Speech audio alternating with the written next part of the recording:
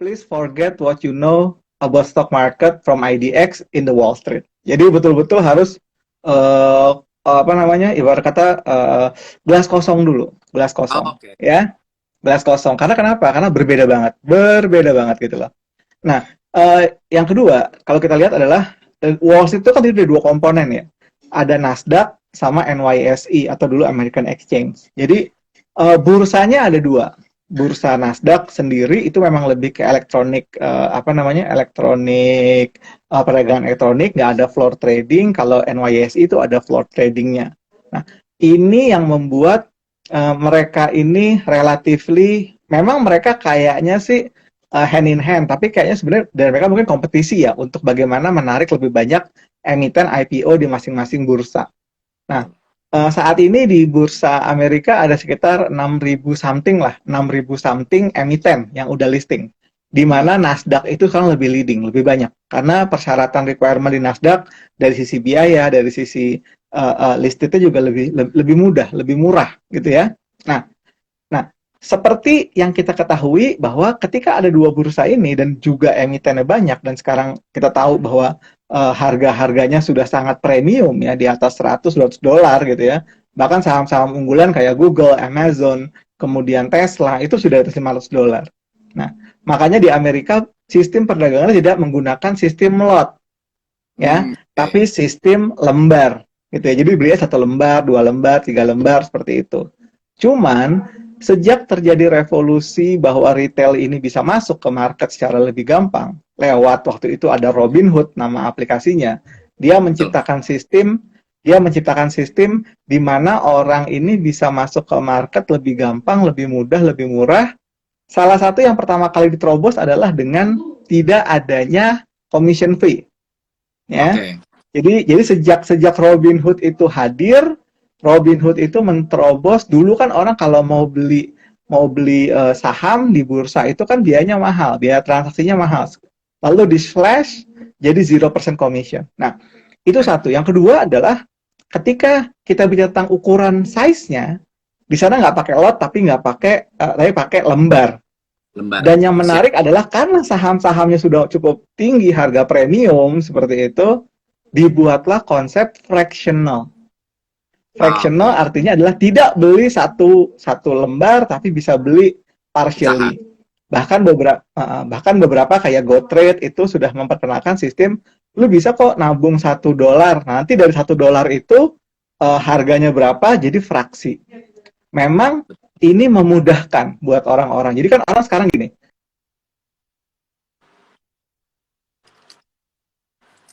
berapa lembar, berapa gitu kan. Nah, di US market good thing-nya adalah lu kasih tahu duit lo berapa. Misalkan lo punya duit 10 dolar, gue mau beli Apple dong, cuma duit gue cuma 10 dolar, gue dapat berapa? Maka langsung 10 per 126 sama dengan dapat 0,00 something. Nah, itu yang menurut gue sih terobosan. Hampir sama kayak kripto ya. Kripto kan juga ketika harga Bitcoin 500 juta, orang mikir mahal banget kripto gitu kan. Padahal kan beli kripto kan fraksional. Seperti itu. Jadi perbedaannya yang satu pakai lot, yang satu pakai lembar, ya, yang satu tidak bisa fraksional, yang satu bisa fraksional. Gitu. Jadi makanya buat retail sih harusnya lebih gampang masuk ke market US. Oke. By the way tadi sempat di-mention juga sama Mas Lukman. Jadi gue pribadi sama Mas Lukman juga kita menggunakan salah satu aplikasi kita gunakan adalah GoTrade ya Mas ya. Itu betul. Aplikasi yang kita bisa pakai buat membeli saham Amerika Serikat secara fraksional tadi, secara pecahan. Jadi nggak perlu beli per lembar saham, tapi kita bisa beli secara pecahan gitu. Oke. Nah, si fraksi harganya ini atau si fractional shares ini itu kira-kira plus dan minusnya itu apa Mas dari kita sebagai kalau fractional shares sebenarnya good things-nya kan orang lebih mudah beli ya. Tapi ada setting yang mungkin harus disadari adalah kalau kamu beli saham yang terlalu mahal harganya, misalnya kamu beli Google, kamu beli Amazon gitu ya. Kemudian harga sahamnya itu dan fraksinya cuma dapat 0,0000 something gitu ya. Nah, problemnya adalah ketika kamu mendapatkan dividen gitu ya, lalu dividennya kurang dari 1 sen bagian kamu, maka kamu nggak dapat. Misalkan dividennya, Oke. ya kan, dividennya misalkan 10 sen. Kamu Yes, cuma punya 0,00 something dikali 10 sen, kan nggak ada 1 sen, itu nggak dapat. betul. Yang Oke, kedua oke. adalah, Hmm. ya, yang kedua, ketika kita bicara tentang fraksional, saham fraksional ini nggak bisa ditransfer. Aku punya Oke. sekuritas ada 2 di Amerika, ada 3 aku punya TD Ameritrade, aku punya Interactive Broker, aku punya apa namanya GoTrade gitu ya. Kalau saham yang di GoTrade aku misalnya cuman ada 0,01 lembar saham Google, mau aku pindahin ke sekuritas aku yang TD Ameritrade itu nggak bisa. Jadi harus digenapkan, harus di full shares kan. Jadi sebenarnya kalau kita bicara tentang fractional, kelemahannya cuma 2. Satu, nggak bisa ditransfer ke sekuritas lain. Yang kedua, kalau misalkan dapat bagian dividen dan Nggak jumlahnya dapat. kurang dari 1 sen, itu nggak dapat. Oke. Kalau Gitu. untuk yang transfer tadi emang minimal berapa, Mas? Sebenarnya sih kalau di Amerika itu yang ditransfer itu adalah transfer full full ininya ya, full akunnya gitu loh. Misalnya kamu nih Oke. sekarang udah punya nih ya, udah punya di GoTrade atau punya di Interactive Broker, Hmm. ada 100 HP. Kamu mau tutup, kamu pindahin ke sekuritasnya itu bisa. Sama kayak Indonesia lah, dia juga bisa. Oke. Cuman kalau ada saham yang fraksional itu nggak bisa ditransfer. I see. Jadi mesti full ya, Mas ya, mesti per lembar Mesti sahamnya full, ini. mesti full. Oke. Makanya Terus usahakan gimana? kalau yang beli saham itu, belilah kalau kita nabung ya, misalkan beli nih $5, $5, $5 seperti itu, pastikan kita punya ultimate goal bahwa sahamnya akan full 1 lembar atau berapa lembar gitu loh. Jadi jangan jangan gantung jumlahnya. Jangan gara-gara gengsi gitu, pengen punya Tesla, nabung $5, $5, $5 sampai 100 bulan juga nggak akan kumpul gitu loh. Iya, betul. Karena dia 600-an lebih ya harganya. Betul. Oke. Terus Mas, pertanyaan berikutnya. Kalau soal peraturan dari tradingnya ini, perbedaannya antara saham Wall Street sama saham di IDX itu apa, Mas? Nah gini, di IDX ini memang sangat sangat apa ya? Aku bilang sih sangat sangat sangat rentan banget gitu loh. Rentan banget untuk spekulasi, khususnya untuk pemula. Ya, Kenapa? Dengan uang 1 juta, kalian bisa tektok jual beli jual dalam 1 hari itu berkali-kali, betul. sehingga tidak menimbulkan semangat untuk menjadi seorang investor ya Oh, jadi jangka lebih ke trader. panjang. Betul. Jadi lebih ke arah spekulasi Nah, ya. Di Amerika ini investor retail, kita sebut investor retail yang asetnya di bawah $25.000, ya. itu dipaksa untuk tidak bisa melakukan intraday trading 3 kali dalam sepekan. Iya. Ya. Jadi makanya di Amerika itu investor retail itu memang tidak bisa. Misalkan teman-teman nih misalkan buka GoTrade gitu ya. Hmm. Kemudian mau trading kayak di Indonesia tuh nggak bisa. Maksudnya gini, beli hari ini, jual hari ini, beli hari ini, jual hari itu nggak bisa. Selama 3 kali berturut-turut dalam 5 hari periode.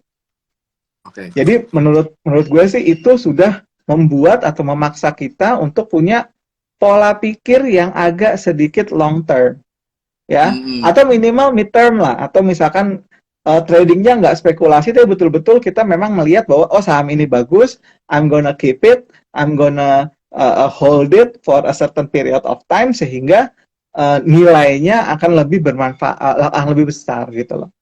Jadi I itu see. itu itu, itu signifikan. Nah, kalau mau tektok-tektok seperti itu, you need to open account dengan minimum dana $400 juta atau $25.000. 400 juta. Oke. Kalau mau berspekulasi ya, tektok tektok tektok Yes. gitu $25.000. Oke. Sama tadi Mas, tadi kan sempat dimention soal dividen nih Mas. Sama kayak di Indonesia nggak sih Mm-mm. Mas? Setiap perusahaan tuh akan membagikan dividen atau ada peraturannya sendiri di beberapa perusahaan di Amerika atau sama aja atau gimana? Oke. Okay. The good thing about di Amerika, kenapa gue fokus berinvestasi di Amerika, kan umur gue udah mau 50 tahun ya. Oke. Umur gue udah mau 50 tahun gitu kan. Gue berusaha untuk mencari saham-saham yang memberikan income, memberikan dividen. Oke. Bagusnya di Amerika adalah most of the company or most of the emiten itu membayarkan dividen 3 bulan sekali. 3 bulan sekali. Betul. Oke. Ya, jadi kayak aku punya Citibank, punya AT&T, punya Walgreens, punya Pfizer, punya Goldman Sachs, itu dia regularly setiap 3 bulan itu memberikan dividen. Ya, jadi udah jadwalnya tuh, misalkan bulan Februari, kemudian 3 bulan kemudian, 3 bulan kemudian, jadi enak. Ya, bedanya gimana? Di Indonesia tuh berbeda. Di Indonesia kan rata-rata dividen dibayarkan mungkin setahun sekali. Atau kamu kalau ada interim tuh paling setahun 2 kali gitu ya. Jadi untuk orang yang mengharapkan mendapatkan income, itu lebih cocok memang berinvestasinya di Wall Street. Karena lebih reguler. Bahkan ada beberapa saham yang dikaitkan dengan trade ya, real estate investment trust. Saya punya juga, gue juga punya gitu. Namanya O, kodenya O atau realty income. Itu dividennya tiap bulan. Tiap bulan malah dia. Tiap bulan, 23 sen, 23 sen, 23 sen per lembar gitu ya. Nah, itu ya lumayan lah gitu kan, 23 sen kalau gue punya 100 lembar kan dapat $23 per bulan gitu. Ketimbang gue depositoin duit itu di Indonesia. Dan ini yang membuat kebijakan ini yang membuat dividen di US ini memang relatif lebih apa ya, lebih regularly paid. Bukan masalah besar atau enggak, regularly paid. Kalau yield-nya sih rata-rata 2,3, 2,5. Itu bagus. Kalau diingat ya, ini kan dalam trendnya US dollars ya. US dollar itu kan juga cenderung juga kan menguat terhadap rupiah atau melemah terhadap rupiah. Jadi kalau menurut gue sih ketika rupiahnya melemah gitu ya, justru kita hold, kita punya holding. Tapi kalau kita rupiahnya menguat, justru kita tambah duit buat transfer kirim ke Amerika. Oke, jadi kita dapat dari si selisihnya itu juga ya Mas ya? Selisih spread kita dapat. Oke Mas, gitu. Kalau misal dari segi keamanan ini Mas sekarang, kalau di Indonesia sendiri kan kita IDX kan punya OJK dan segala macam, punya apa namanya badan-badan yang mengawasi dan meregulasi si transaksi yang ada di Indonesia. Kalau dari saham US sendiri ini, sebagai kita orang Indonesia yang pengen invest di saham US tuh kayak gimana dari segi keamanan? Sebenarnya gini, regulasi di US itu relatif lebih ketat daripada di Indonesia. Oke. Ya, regulator juga lebih ketat, regulator juga lebih strict gitu ya. Nggak kendor lah gitu. Tapi ada kesalahan orang-orang di Indonesia ketika mereka bicara tentang market US atau sekuritas Amerika Serikat, mereka bertanya, apakah ini diregulasi oleh OJK, gitu kan? Nah, sebenarnya gini, ketika kita bicara tentang masalah regulator itu harus dilihat ke marketnya di mana. Betul sekali. Kalau marketnya di Indonesia, yes, yang meregulasi adalah otoritas Indonesia. Tapi kalau marketnya di US, yang meregulasi adalah otoritas United States, which is adalah OJK, which is adalah SEC, Securities and Exchange Commission, kemudian ada lagi FINRA, ya, Financial Institution Regulatory Authority, lalu ada lagi SIPC atau Securities Investor untuk Protection, ya. Nah, ini yang perlu dicek. Jadi apakah sekuritas yang kita pakai kayak GoTrade itu pakai Alpaca ya di Amerikanya ya. Kemudian saya pakai Interactive Broker, saya pakai TD Ameritrade, itu ada nggak di dalam listnya SEC, FINRA, dan SIPC, SIPC-nya tersebut. Kalau misalnya ada, itu artinya apa? Sekuritas yang kita pakai itu aman, diregulasi, dan diasuransikan sampai $500.000. Jadi nggak perlu khawatir. Sampai dengan 5M ya Mas ya? Lebih sekitar 7M-an lah. 7M ya, betul. Oke. Nah, kalau kayak gitu kan berarti kan bertransaksi di market US ya Mas ya? Kalau perhitungan pajaknya gimana Mas? Kita sebagai orang Indonesia yang taat pajak, kita kan dapat pendapatan dari dari market kita yang di Amerika Serikat kan. Nah, itu kira-kira perhitungan pajaknya atau kita melaporkan pajaknya itu kayak gimana Mas? Oke, jadi gini, kita ngomong masalah di US dulu ya. Jadi di US itu kan sebenarnya gini, di US berbeda dengan di Indonesia. Kalau di Indonesia, capital gain atau selisih antara harga beli harga jual itu dikenakan pajak final dari penjualan saham. Ya, misalkan kamu jual nih sekarang di akun MNC gitu ya, transaksi 100 juta, kamu untung 10 juta gitu ya. Kamu dikenakan pajak final 100 juta dikali 0,1%. Langsung di withhold sama sekuritas, Sekuuritasnya setor ke negara.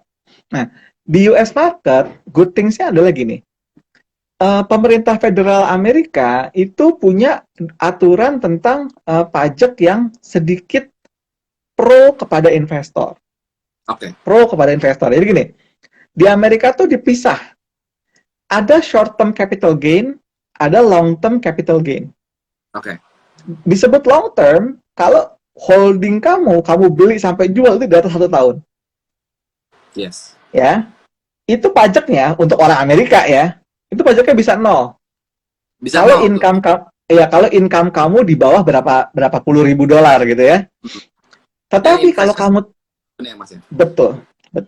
Tapi kalau kamu trading ya, berapapun start your income deductible taxable income kamu gitu ya. Itu mulai dari 10% pajaknya. Oke. Ya, mulai dari 10% sampai 37%. Jadi kalau di Amerika itu kamu sebagai investor pajaknya lebih rendah daripada trader, bahkan pajaknya mungkin kamu nggak bayar pajak. Kalau misalnya income bracket kamu di bawah certain, kalau nggak salah 45.000, 44.000 deh di Amerika. Kalau kamu single. Tapi kalau kamu married, punya anak dan lain itu beda lagi value-nya. Gitu, jadi okay. Betul. Nah, yang di withhold sama sekuritas di Amerika itu cuman pajak atas dividen. Ya, sekitar 14%. Oke. Gitu ya. Nah, tetapi itu kan pajak buat orang Amerika. Iya.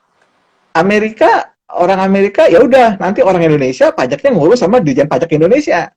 Betul sekali. Nah, nanti dilaporin aja di Indonesia. Saya punya pendapatan dari capital gain, dari dividen yang belum di withhold pajaknya oleh pemerintah Indonesia, dilaporkan sukarela. Pas SPT ya, Mas ya, berarti ya? Pas SPT dilaporin aja, nanti konsultasi ke orang pajaknya, ini masukin di kolom yang mana gitu kan. Nah, nanti kamu akan ada kurang bayar. Nah, itu dibayar. Rate-nya berapa? Ya tergantung tarif pajak kamu gitu loh. Gitu. Jadi sebenarnya basically kalau misalnya kitanya secara sadar diri melaporkan pajak kita pas SPT itu sebenarnya flow keluar masuk uangnya pun jelas banget ya, Mas ya, sebenarnya. Iya. Aku sih selalu laporin sih gitu loh. Nggak pernah nggak ngelaporin sih, nggak pernah. Gitu. Nah, lalu itu. Jadi masalah pajak nanti memang dilaporkan secara mandiri, secara sukarela oleh kita berdasarkan data yang dikeluarkan oleh si sekuritas gitu loh. Pada saat laporan gitu. bulanan itu ya, Mas ya? Itu ada. Nanti kamu bisa recap. Kalau aku sih pakai Interactive Broker ada recapnya gitu. Ada recapnya. Ini short term gain kamu, ini long term gain kamu. Setelah dikurangi loss, netnya berapa? Nah, itu yang menjadi kewajiban. Tinggal kita laporin aja nanti dapat berapa puluh dolar, berapa ratus dolar gitu per tahun dilaporin. Tapi yang pasti aset harus kita laporin ya. Jadi misalnya gini, kamu kan ada invest gitu ya. Invest kan misalkan belum direalisasikan capital gain-nya, itu kamu laporin. Nah, kalau misalnya belum direalisasikan, dilaporkan adalah sebagai aset, gitu loh. Asetnya berapa, ya? Kayak aset misalkan aset sekuritas Indonesia berapa, aset sekuritas US berapa, gitu.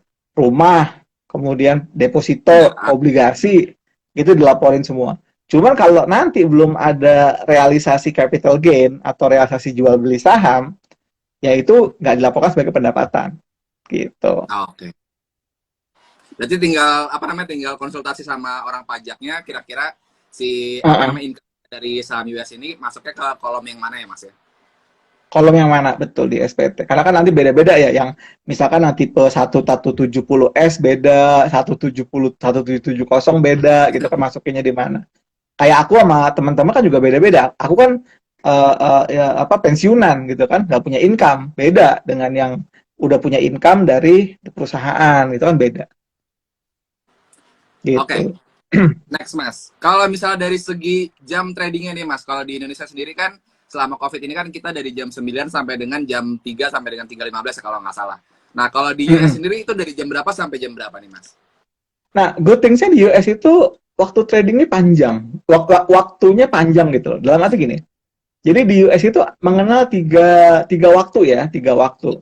Yang pertama adalah pre-market, Tapi kita nggak bisa trading ya, pre-market itu nggak bisa trading ya. Hmm. Pre-market, kemudian core trading hours atau regular market itu jam 9 sampai, jam 9.30 sampai jam 4 sore, waktu dari Eastern Standard Time, waktunya New Yep. York gitu ya.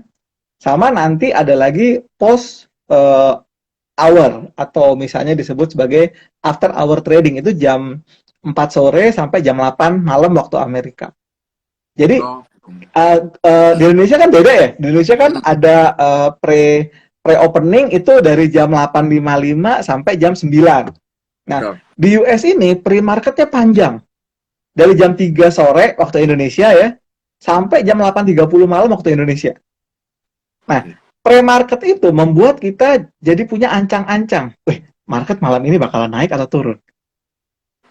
Kayak Hmm. tadi gue udah bilang ke member-member di grup gue ya, di Ya. grupnya gue bilang, guys, perhatiin pre-market udah buka jam 3. Lu bakalan cuan apa enggak malam hari ini? Pada cuan semua, cuan om, cuan om, cuan om gitu kan. Karena udah ada indikasinya gitu loh. Udah Oke. indikasinya bahwa malam ini dibuka bakalan hijau.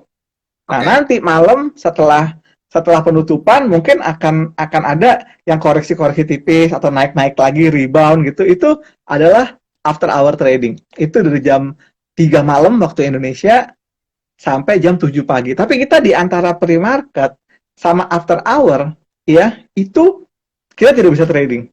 Yang bisa Hmm. itu cuma kakap-kakap lah, institusi, Iya. bandar kayak gitu. Gitu. Tapi kita So, bisa dapat so menurut gue sih gitu ya, Mas. dapat indikasi saya dapat indikasi bahwa marketnya ini bergerak positif, bergerak negatif, atau misalnya let's say koreksi setelah naik, itu langsung kelihatan. Oke. Kalau di Indo kan kita punya break tuh Mas, kayak dari jam 12 sampai dengan jam setengah 2 nih selama COVID Di ini. US enggak? Di US enggak? Di US enggak? Jadi full dari jam Wah, 9 sampai dengan ya, setengah 9, setengah 10 sampai ya, dengan jam 4 ya Mas. ya. Gue sih nggak pernah ngikutin di Amerika ada break ya, karena setahu gue sih nggak ada break. Soalnya kan itu malam banget gitu kan. Betul. Gue pakai sistem itu kalau gue beli saham di Amerika itu gue pakai yang disebut market on close order. Jadi gue akan mau tidur ya, jam 10 kan gue tidur biasanya. Jam 10 udah gue entry, gue mau beli saham Citibank, gue mau beli saham Walgreens, gue mau beli saham Kraft Heinz di harga penutupan. Jadi langsung gue order, nanti di harga penutupannya gue dapat di HK, di harga penutupan. Oke. Nah, itu yang menurut gue sih menyenangkan ya di US market. Cuman memang kalau sistem yang market on close, order limit seperti itu memang tidak bisa dilakukan kalau kita belinya fraksional. Itu aja. Oke. Jadi mesti Jadi belinya gue satu harus satu lembar ya. gue kalau beli selalu begitu. I see.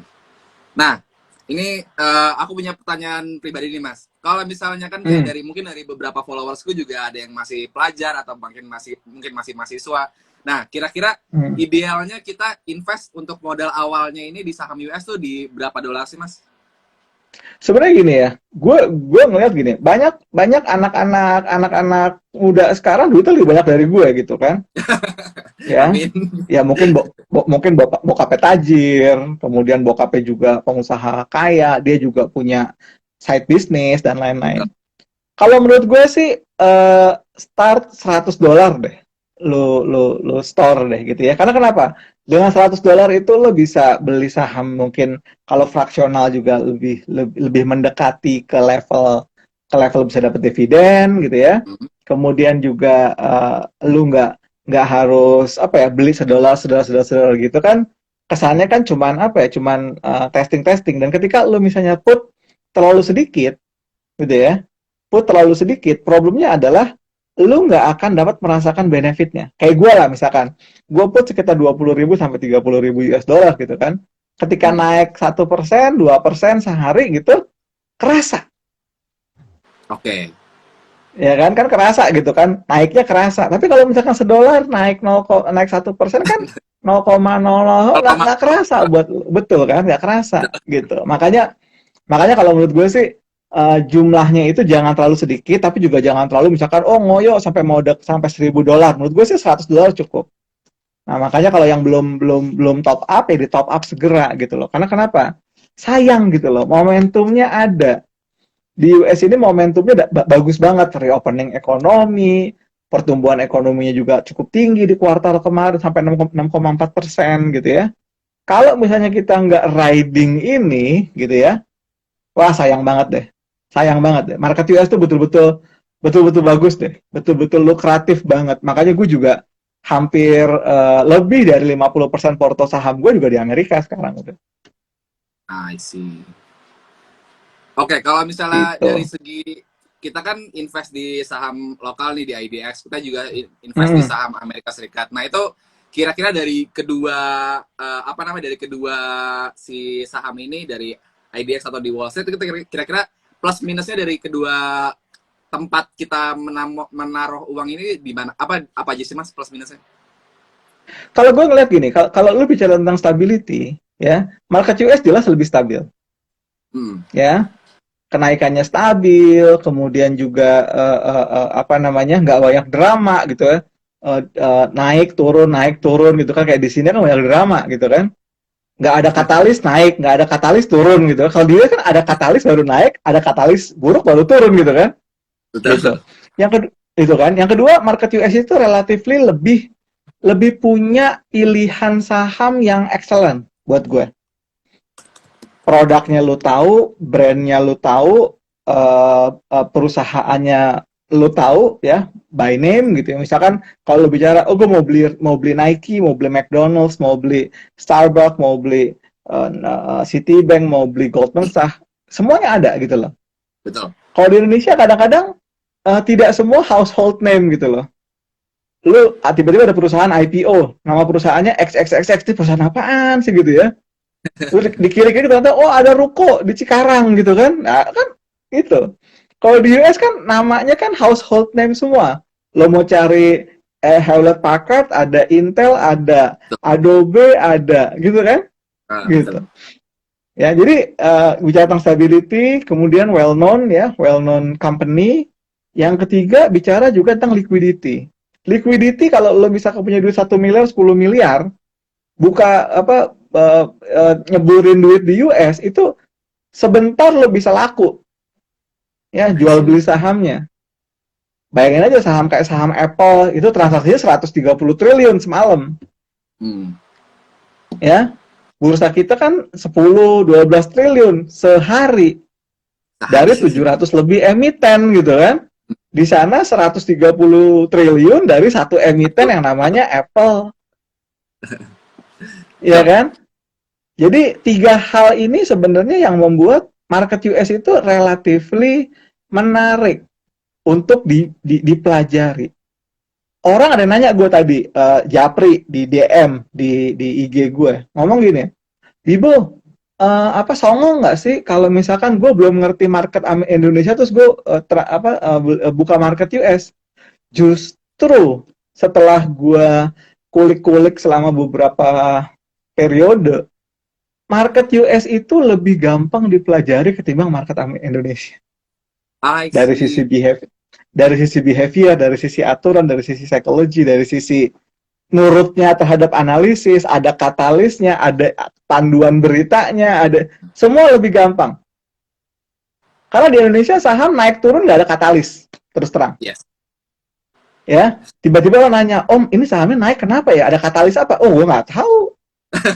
Tapi kalau di Amerika, tiba-tiba ARA, tiba-tiba RW gitu kan. Nggak ada katalis. Kalau di US ada katalisnya gitu loh. Jadi makanya kalau orang baru, justru gue saranin kan udah lo buka market US aja deh. Lo belajar di situ dulu deh, lebih mudah dimengerti.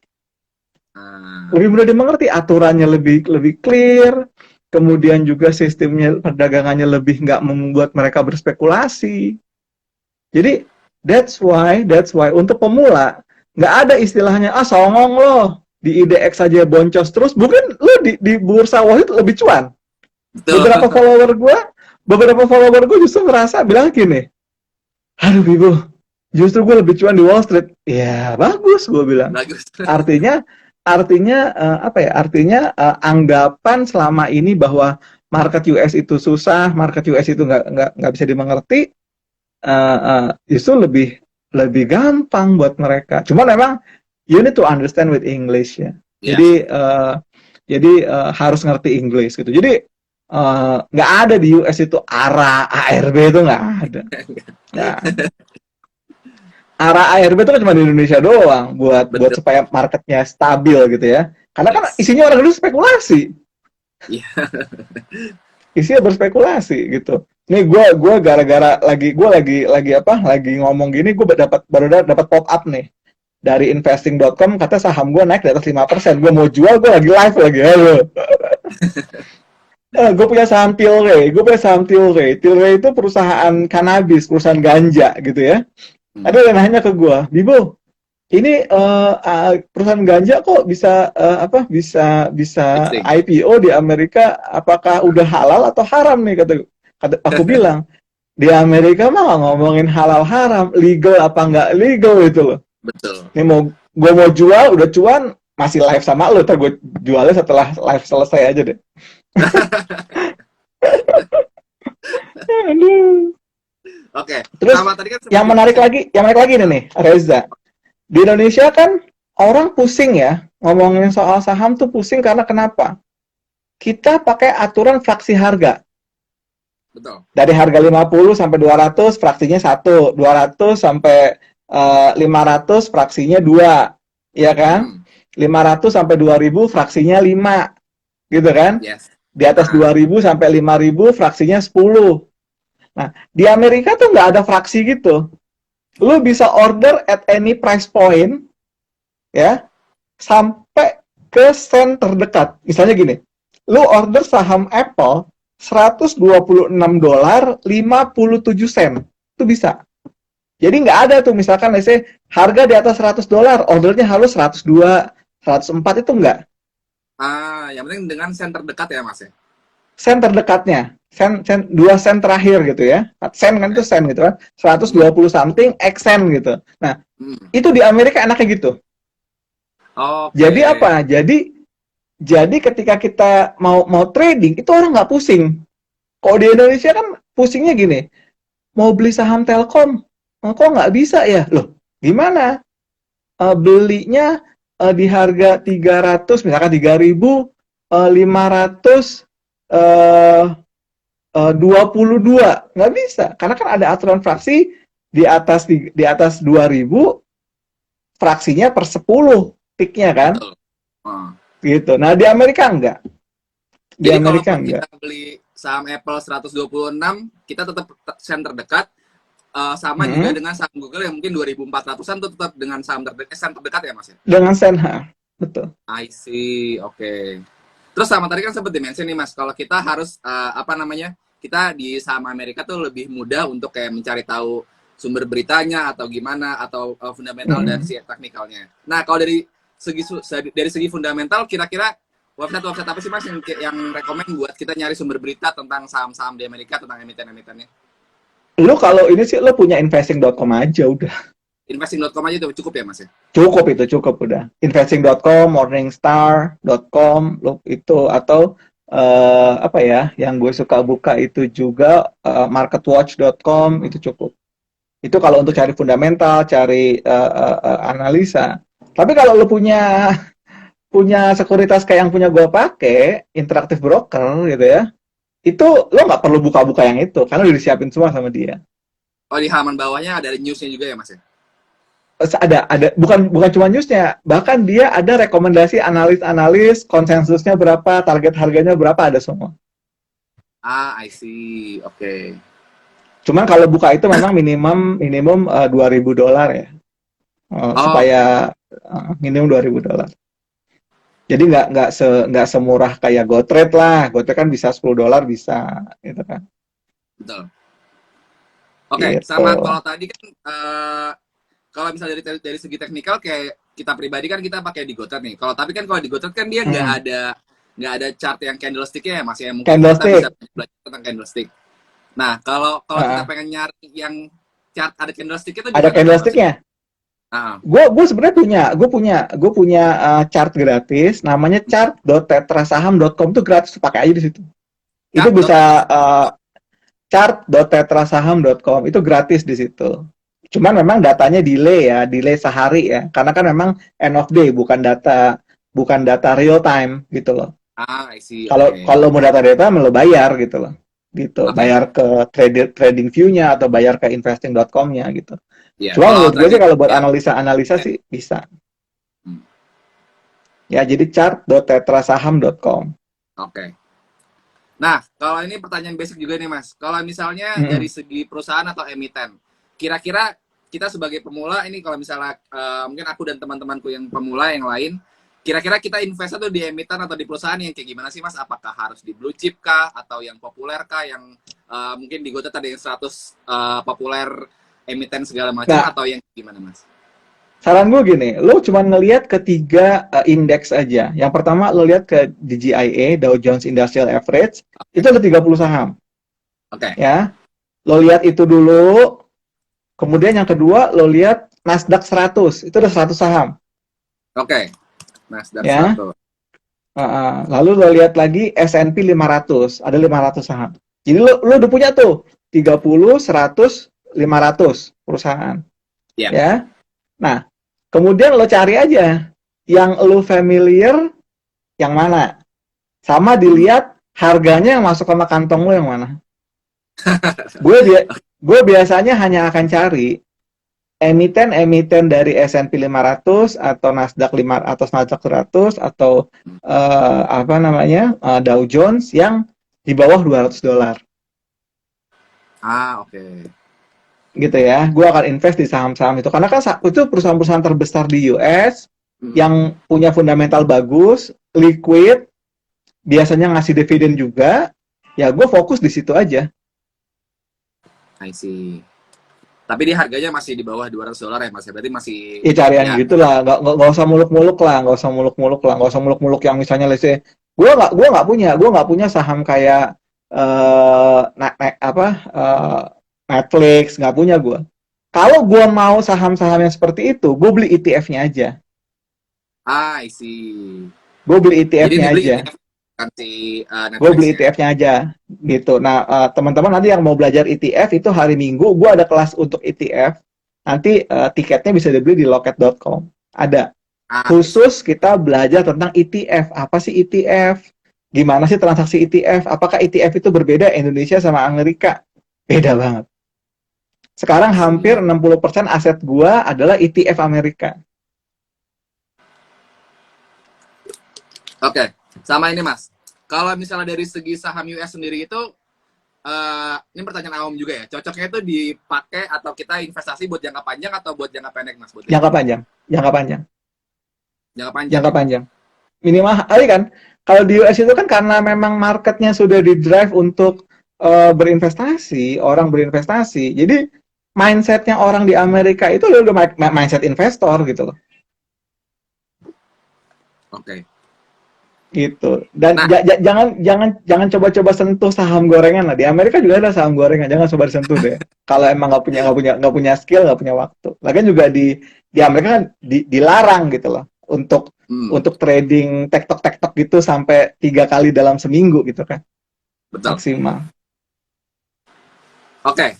Mas, ini kita kurang lebih sekitar 10 menitan lagi. Kira-kira dari Hmm. Mas Lukman sendiri ada saran-saran khusus gitu nggak buat mungkin buat aku atau buat followersku atau followers Mas yang kira-kira yang masih pemula yang wah masih belum kebayang nih saham US kayak gimana? Kira-kira ada saran khusus nggak dari Mas Lukman?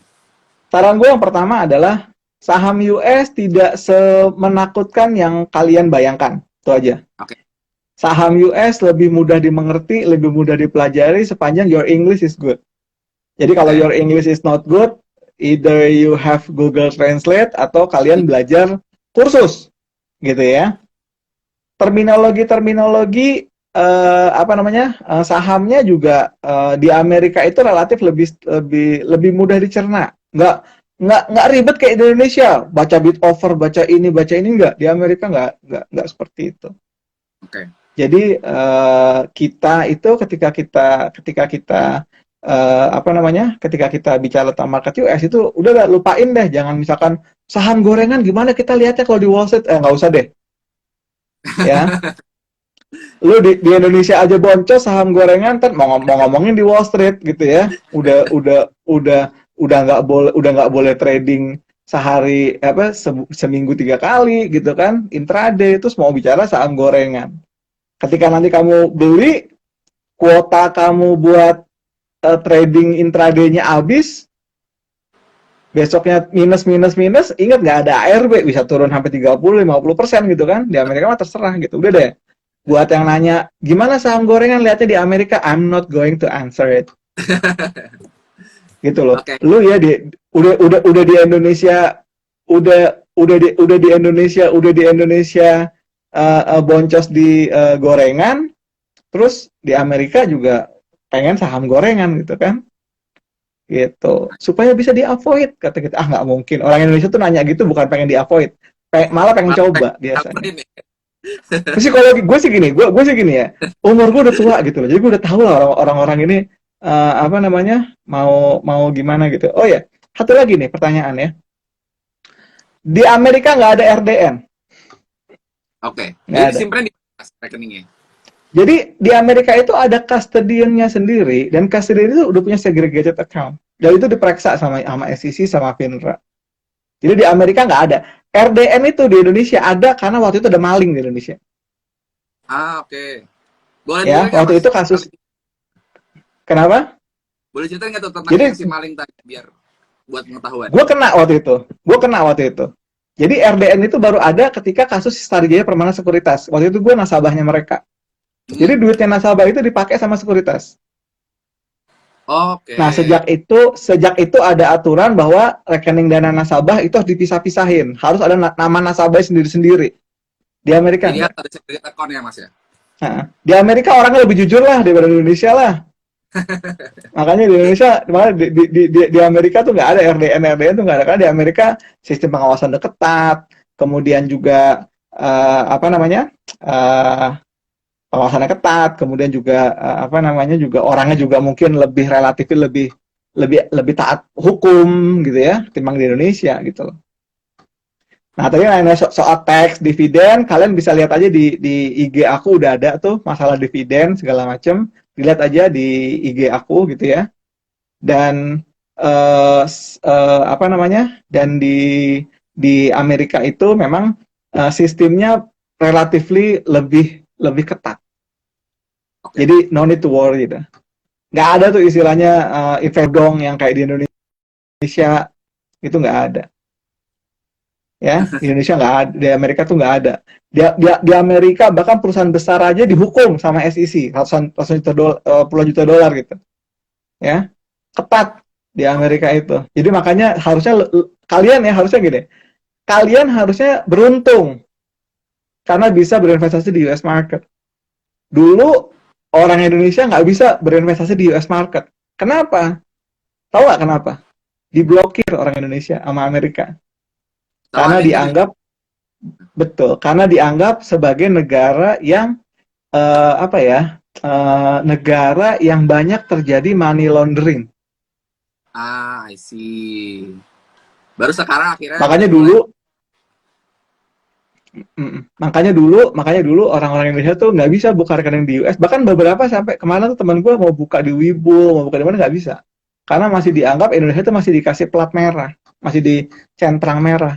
We are not accepting a client from US karena kita termasuk negara yang masih banyak bahayanya dari sisi money laundering. Oke. Ya, nah seperti itu.